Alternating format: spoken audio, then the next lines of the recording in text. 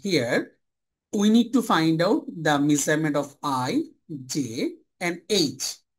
Look at these three angles. We know that these three angles will make a straight angle. Okay.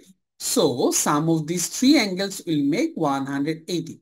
So J plus 32 degree plus 104 degree will make 180 degree. What is the side note here? We can write adjacent angles on a straight line. Okay.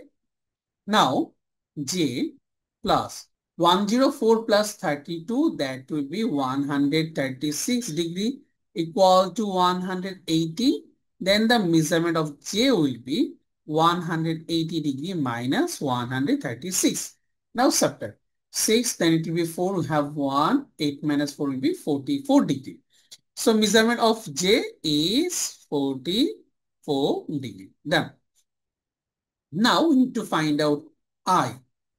2I and J. These two are vertically opposite angle. So 2I equal to J. That is called vertically opposite angles. So 2I equal, what is the measurement of J? That is 44 degree.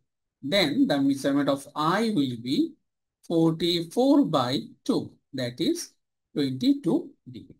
Okay. So the measurement of I will be 22 degree.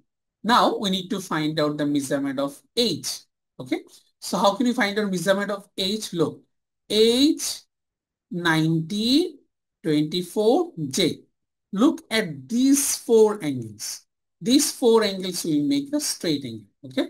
So now if we use this one, then we can write H degree plus 90 degree plus this one 24 degree plus J degree will make 180 degree. What is the side note here? Adjacent angles on a straight line. So H degree plus 4 plus 0, 4, 9 plus 2, 11 plus what is the measurement of J? 44. 44 degree equal to 180. Now H degree plus 114 plus 44. 4 plus 4, 8. 4 plus 1, 5. 158 degree equal to 180. Then the measurement of H degree will be 180 degree minus 158. So 8, 9, 10, 2. We have 1.